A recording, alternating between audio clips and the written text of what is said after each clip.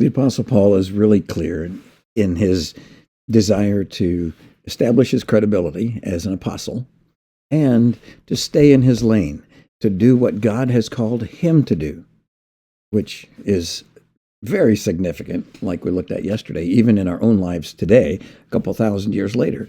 The work that God did through Paul is still blessing us today, especially the Gentiles. And we read here in his second letter to the Corinthians, in chapter 10, verses 15 and 16, he says, "Neither do we go beyond our limits by boasting of work done by others. Our hope is that as your faith continues to grow, our sphere of activity among you will greatly expand, so that we can preach the gospel in the regions beyond you. For we do not want to boast about work already done in someone else's territory." We don't want to boast about what other people have done or taking what they have done and trying to improve it. He says, we really want to take the gospel to people who haven't heard it before.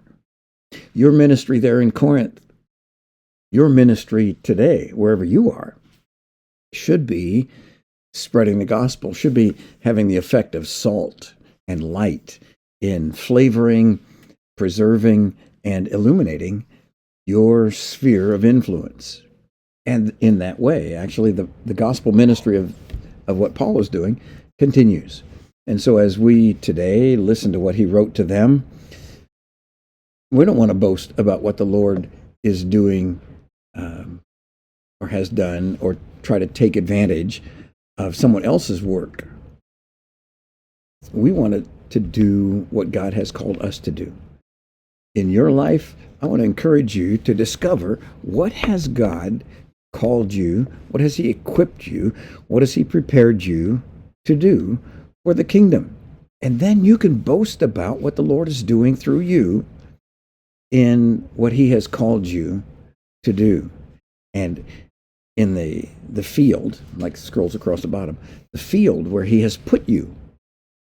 So, rather than looking to take credit for what someone else has done, give God the credit and the glory, first of all, for what he has done in rescuing you, transferring you from death to life, transforming your character into the very character of Christ himself. And as we then move through life as an ambassador for Christ, other people can see that in you. And you can explain to them how God has taken you and what he's doing in your life and the hope that he's put in your heart. God bless you as you move through your day. Know, and I hope you never forget, and I love to remind you every day, that God loves you. And we love you too.